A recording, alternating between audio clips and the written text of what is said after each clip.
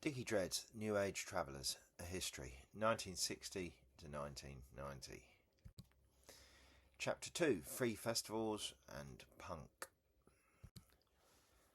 The Influence of Punk. We'll now take a little break from the festivals and finally get to punk and its crucial influence on the traveller scene.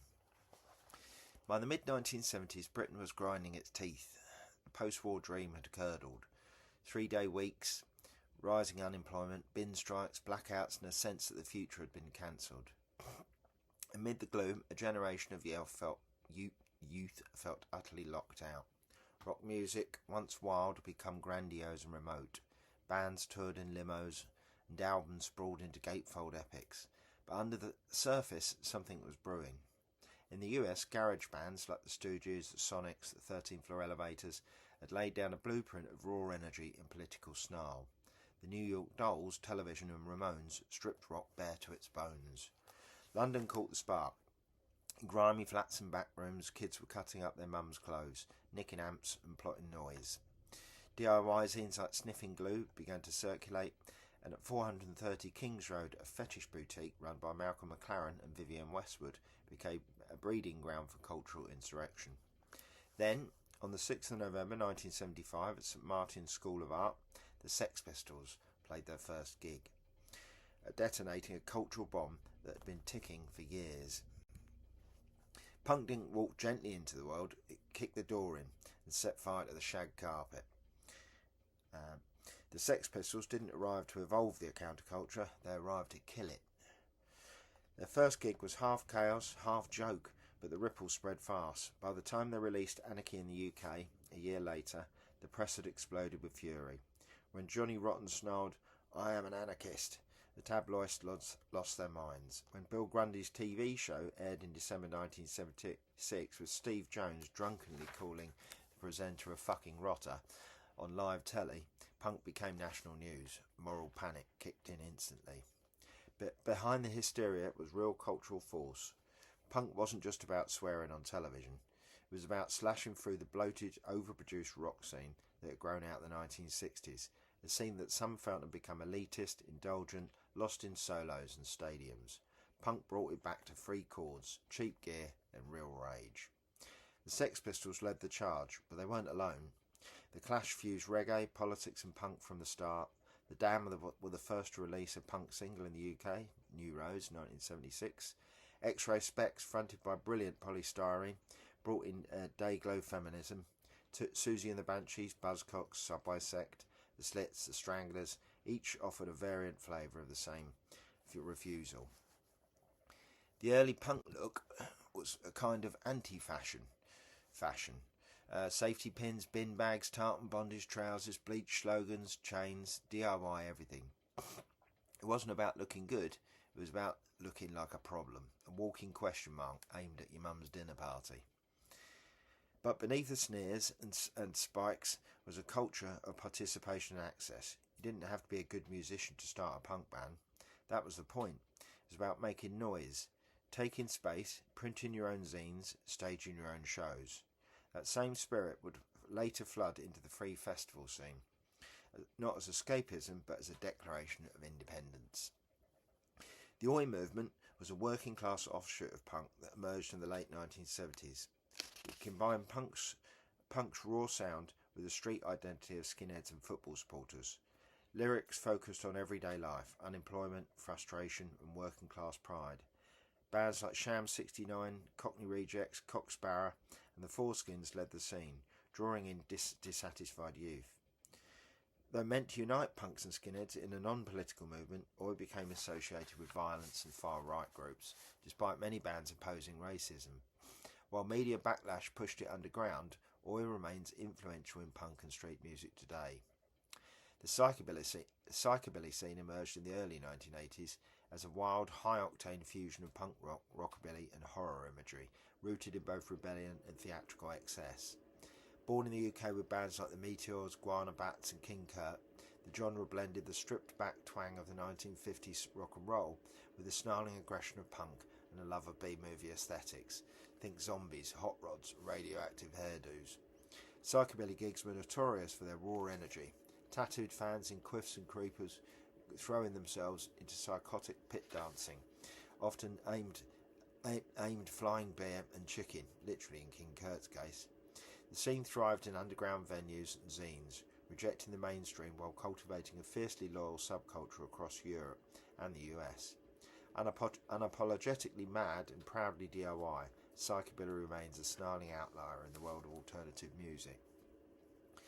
By the time Crass emerged in 1977, taking punk's fury and aiming it directly at the heart of state violence, capitalism and war, the overlap between punk and the alternative festival scene was already beginning. The fields were filled with black-clad punks, anarchists, squat kids and ex-hippies turned hardened veterans. The dream had changed, but it wasn't dead, it was just louder now. Crass's Dial House wasn't just a building, it was a model for collective life, self-sufficiency, total refusal. Crass records became currency on the road. The gigs turned into recruitment drives. The black and white world of harsh truth and direct speech reached kids in tower blocks, squats and soon in buses. The Crass symbol, designed in 1977 by Dave King, RIP 2019, is a stark circular emblem that amalgamates several icons of authority. The Christian cross, the swastika, the Union Jack, and a two-headed Ouroboros.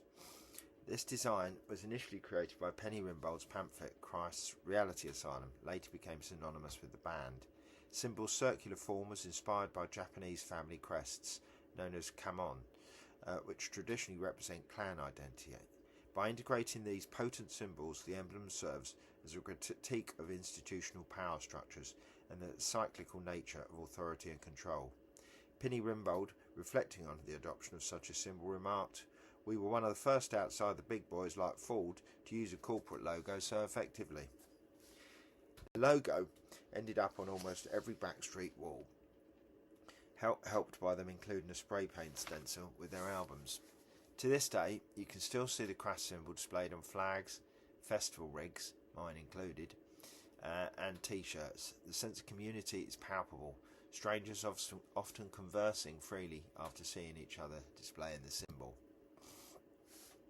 Crass were anti-escapism. They didn't want you to tune it out, they wanted you to wake up. They sung about war, gender violence, religion, mindless work and the numb drone of consumer life. When the gigs ended, many of their audience took those ideas into the fields and into action. The anarcho-punk scene wasn't just about Crass, it was a full-blown cultural insurgency. While Crass lit the fuse, dozens of bands fanned the flames. Flux of Pink Indians, Subhumans, The Mob, Omega Tribe, Discharge, Zounds, Rudimentary Peni, Poison Girls, Conflict. They took punk's raw energy and smashed it into radical politics, anti-capitalist manifestos, squatting guides, feminist rage, animal rights screeds, vegan cookbooks, and relentless DIY aesthetics. Gigs weren't just gigs, they were strategy meetings, fundraisers, zine swaps, protests in waiting. Subhumans formed in 1980 in Wiltshire, with frontman Dick Lucas at the lyrical helm. Known for fiercely political messages wrapped in raw punk energy, they became a cornerstone of the anarcho-punk scene alongside Cross and Conflict.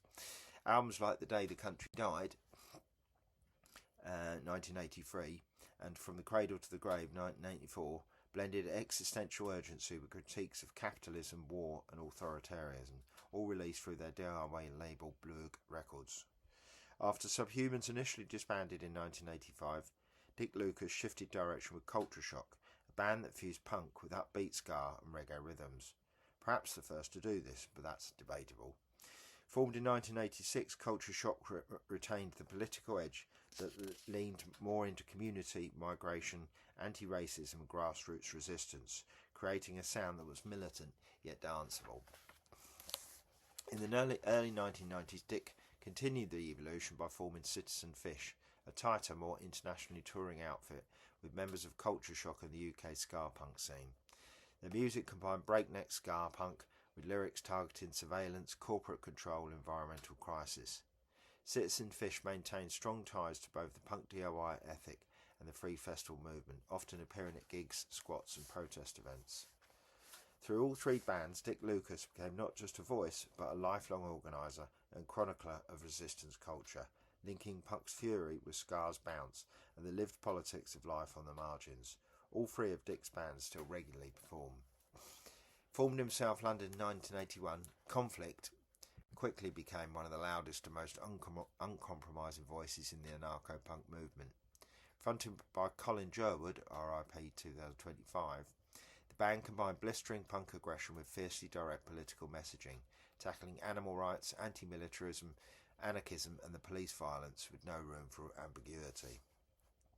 Conflict was closely associated with Crass, even releasing early material on Crass Records before forming their own label, Motor Hate, which became a hub for like-minded radical bands. Their live shows were often chaotic, confrontational and deeply charged, sometimes leading to clashes with police and venue shutdowns. Albums like Ungovernable Force, 1986, captured the spirit of punk as a tool for revolution.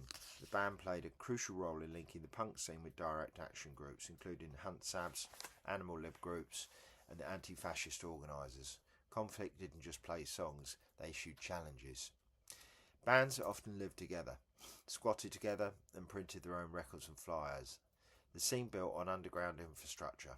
All the Madman Records, Motor Hate, Spider Leg, Corpus Christi, labels run from kitchens and attics, distributing vinyl via mail order to kids living in bedsits and benders. Anarcho-punk rejected not just state and capitalism, but also the ego and spectacle of mainstream punk. It prized collective living, political clarity and radical honesty, and laid the groundwork for the fusion of music, activism and mobile resistance that would soon hit the road. As Crass and other bands rose to prominence in the anarcho-punk scene, their uncompromising stance on anti-fascism, pacifism and DIY resistance made them a target for reactionary forces, most notably the growing presence of Nazi skinheads at gigs and squats. While Crass espoused a strict philosophy of non-violence, the reality on the ground was often brutal. Gigs were infiltrated by skinheads looking to intimidate or recruit, and several shows ended in violence. Crash responded not with fists, well, not usually, but with lyrics, leaflets and organisations exposing fascist ideology in zines and calling for autonomous anti-fascist action long before Antifa was a mainstream term. Their presence helped solidify many squats and punk venues as explicitly anti-racist zones, even as the physical threat of Nazi skins remained a constant tension across the broader alternative scene. More on Wally. To end this chapter, some more details about one of the key legends in this history. By the mid-1970s, Wally Hope wasn't just a person, he was a symbol. But Wally's vision was clear. He saw festivals as sacred spaces, acts of healing in a broken world. Where most saw Stonehenge as an historic monument, he saw a live altar. The festival he helped plant there in 1974 was, to him, not a party, but a ritual, the rebirth of Albion. That made him dangerous, and as stated above, Wally's physical presence vanished. Wally had long warned that the state wanted to erase people like him. He claimed that he'd been dosed without consent.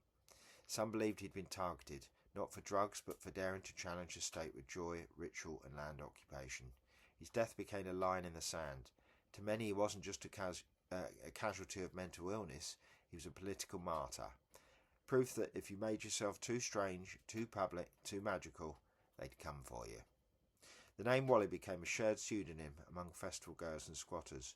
It was a badge of honour, a ghost in the machine. You'd hear the chant echo through camps and fields across the country. Wally, Wally, Wally! Sometimes a joke, sometimes a prayer. The term Wally became an umbrella pseudonym adopted by individuals to protect their identities during legal proceedings, as seen when festivals attendees gave their names as, for example, Wally of Wessex, to hinder eviction processes. To this day, questions linger. Why was he sectioned so quickly? What drugs was he given inside? Why was someone so public and idealistic suddenly erased and written off? We may never know the full truth, but what's certain is that Wally Hope's death marked the end of innocence for the Free Festival movement. After him, the dream carried on, but it was more guarded, more defiant. The grin had teeth.